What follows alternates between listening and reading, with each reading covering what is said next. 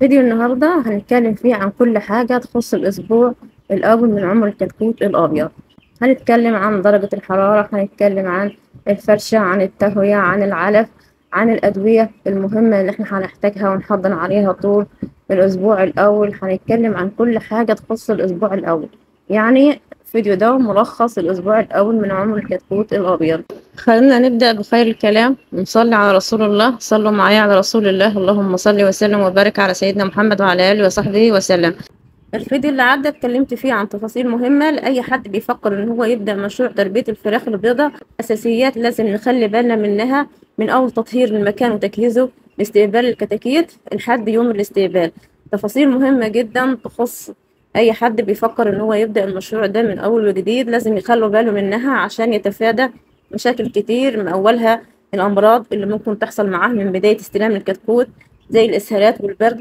هسيب لكم رابط الفيديو في صندوق الوصف للي حابب ان هو يسمع. نيجي عند موضوع الفيديو ونبدأ اول حاجة بالادوية اللي احنا هنستقبل عليها. اول حاجة استقبلنا عليها الكتكوت ده اول 12 ساعة كانوا محلول جفاف، وده شيء ضروري جدا واساسي في استقبال الكتكوت الابيض، ان اول 12 ساعة يكونوا محلول جفاف بشري. محلول الجفاف البشري هنجيبه من الصيدلية البشرية، وهنحط كيس واحد على اللتر. هشوف بقى انا منزل كمية قد ايه، وهنزل كمية مية قد ايه، وهنزل لكل لتر كيس من محلول الجفاف ده. كده اول 12 ساعة. بعد ال 12 ساعة هننزل فيتامين ألف د. الفيتامينات دي مهمة جدا، محدش يقول لي بلاش الأدوية، أنا مش عايزة أربي بأدوية. يعني لو في حد عايز يربي عدد قليل، عدد صغير، عايز يعتمد على الأعشاب، بلاش. أدوية الأسبوع الأول دي أدوية مهمة جدا ضرورية، لازم إن إحنا ننزلها سواء إذا كنا بنربي عدد كبير أو عدد صغير. هننزل بعد كده 12 ساعة فيتامين ألف د. ده كده هيبقى خلص اليوم الأول، 12 ساعة محلول جفاف و12 ساعة فيتامين ألف د. نيجي بقى عند اليوم التاني. اليوم التاني والتالت والرابع هيبقوا مضاد حيوي مع فيتامينات. وضروري جدا موضوع المضاد الحيوي، لأن أنا بشوف ناس كتيرة بتهمل في موضوع المضاد الحيوي ده ومش بتنزل. مفيش حد يقول إن أنا عايزة أربي بالأعشاب أو هستنى لما تحصل عندي مشكلة. ما أنا كده لما هستنى لما تحصل عندي مشكلة، المشكلة دي هتأخر معايا الوزن. الأسبوع الأول من عمر الكتكوت ده أسبوع مهم جدا، أنا عايزة الكتكوت في الأسبوع ده يبقى خالي من المشاكل كلها، لأن أي مشكلة في الكتكوت من الأسبوع الأول هتأثر عليا باقي الدورة. لو سحب العلف من الأول عندي ضعيف، الكتكوت عنده مشكلة جاية معاه، مشكلة منقولة من الأم، وراثة، مشكلة حصلت في الطريق، عدوى في السندية، في عربيات النقل. أي مشكلة من المشاكل دي، سواء إذا كانت بكتيريا مسببة للإسهالات أو بكتيريا مسببة لمشاكل تنفسية، العدوى دي كلها هتأثر على الكتكوت من البداية كده، وهتأخر عندي الأوزان.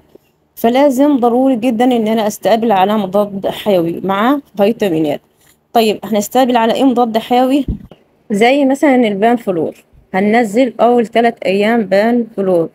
ليه البنفلور؟ لأن احتمال وجود بكتيريا السلمونيلا بتكون جاية مع الكتكوت، ممكن إن هي تكون وراثة أو ممكن إن هي تكون عدوى، ده احتمال أكيد. أغلبية الكتاكيت اللي بتيجي معاها بكتيريا السلمونيلا. البكتيريا دي بكتيريا وحشة جدا، هتسبب عندنا مشاكل كتير في الكتاكيت. ممكن إن هو يكون في نافق، تلاحظ وجود نافق، كتاكيت بتموت عندك في الأسبوع الأول، بتكون برضو سببها بكتيريا السلمونيلا. ده غير إنها بتأخر عندي الوزن، وبتعمل عندي سردة في الفراخ، بنلاقي عندنا فراخ متأخرة في الوزن، مع إني أنا جايب كتكوت كويس، كتكوت فيه تجانس في الأوزان، محضن الكتاكيت بشكل صحيح، موزع أكلي وموزع مية في كل المكان. يعني التحضير عندي تمام، مفيهوش عندي أي مشاكل، لا في الحرارة ولا في الفرشة ولا في التهوية. وبرضه ممكن تلاقي عندك في آخر الدورة فيه سردة، ده بيكون سببها السلمونيلا. فإحنا هننزل البانفلور 12 ساعة أول 3 أيام من عمر الكتكوت.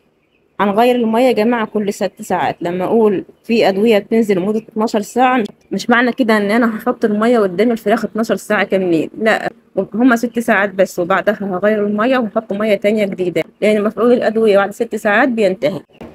باقي اليوم هيبقى 12 ساعة فيتامين د. ممكن إن أنا أقسم ال 12 ساعة ما بين الفيتامين ألف د وبين فيتامين ه سيلينيوم، يعني 6 ساعات ألف د و6 ساعات ه سيلينيوم.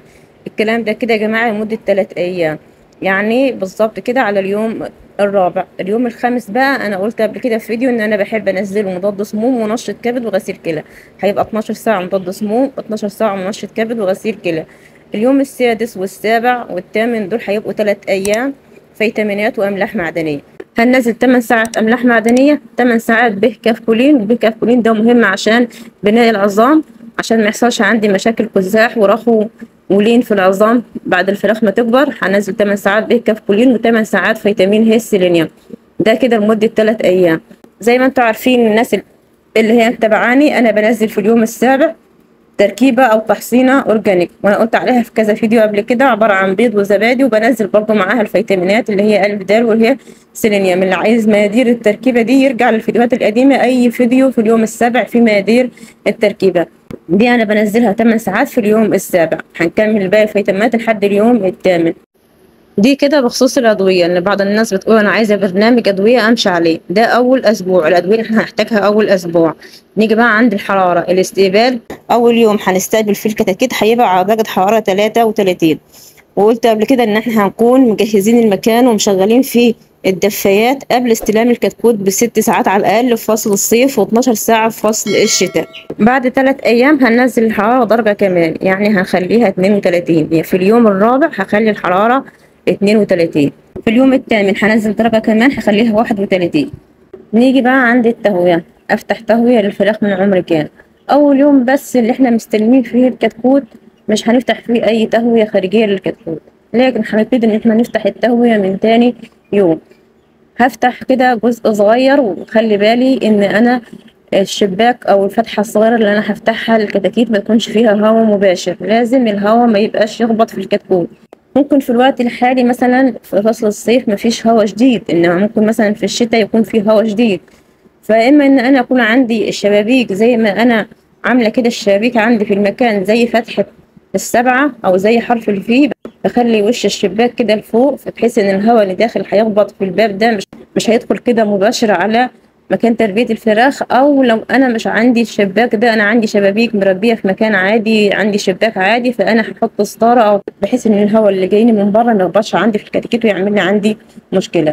اخلي بالي وانا بفتح التهوية ان الحرارة عندي ما تنزلش، يعني اكون محتفظ بالحرارة هي الحرارة عندي ما تنزلش لاني فتحت تهوية. يعني انا ظبط الحرارة في اليوم الاول على 33 درجة، شيء طبيعي تاني يوم هفتح تهوية مخفى الحرارة عندي هتنزل شوية، فكده أنا مضطر إن أنا أزود مصدر التدفئة بحيث إن الحرارة تبقى عندي مظبوطة في وجود التهوية. لأن خطأ كبير بيقع فيه بعض المربين إن هم بيحتفظوا بالحرارة على حساب التهوية. يعني عشان أنا أرفع حرارة المكان أو أدفي الكتاكيت أو أدفي الفراخ، فأنا مضطر إن أنا أقفل المكان عليهم بحيث إن أنا كده أدفيهم، ودي مشكلة كبيرة. التهوية يا جماعة عامل أساسي مهم جدا في دورة التسمين. أغلب الأمراض اللي بتواجهني أثناء تربية الفراخ البيضاء بتكون سببها قلة التهوية. الأمراض التنفسية زي العطسة والخنفرة، الأمراض المعوية، الإسهالات بجميع ألوانها، نقص الأوزان، السردة، كل الحاجات دي بيكون سببها قلة التهوية. عندي تهوية مظبوطة يبقى أنا عندي فرخ صحته كويسة، عندي تهوية مظبوطة يبقى أنا عندي أوزان كويسة، عندي تهوية كويسة يبقى أنا عندي الفرخ خالي من الأمراض. حتى لو ظهر عندي مشكلة هعرف إن أنا أعالجها، إنما لو ظهرت عندي مشكلة في عدم وجود تهوية كويسة مستحيل إن أنا أقدر أعالج المشكلة والمكان عندي مكتوم. ده كده بخصوص التهوية والحرارة. نيجي بقى عند العلف. معروف ان احنا بننزل علف بديل 23%. انواع العلف يا جماعة اسألوا على انواع العلف، انا مش هقولك على اسم علف معين عشان ما يبقاش دعاية لاسم الشركة او اسم علف معين. ده غير كمان ان انا ممكن لو قلت لك على العلف اللي انا بستعمله ما يكونش موجود في المنطقة اللي عندك. شوف انواع الاعلاف الموجودة عندك في المنطقة واسأل على كل نوع، شوف الناس اللي هي مجربة انه نوع فيهم افضل، التحويل اللي فيه كويس هيديني اوزان كويسة، وكمان نسبة السموم فيه هتكون قليلة. هنأكل علف بدي 23 لحد عمره 18 يوم، او لحد ما الفراخ عندنا وزنها يعدي النص كيلو. اصغر فرخ عندي في الفراخ وزنه يعدي النص كيلو. ده كده كان فيديو النهارده ملخص الاسبوع الاول من عمر الكتكوت الابيض. يا جماعه ما تنسوش تشتركوا في القناه وتفعلوا زر الجرس، تحطوا لايك للفيديو وتشجيع ودعم لكم ليه عشان الفيديو ده يترفع ويوصل لعدد كبير من الناس وغيركم كمان يستفيد. واشوفكم على خير في الفيديو الجاي.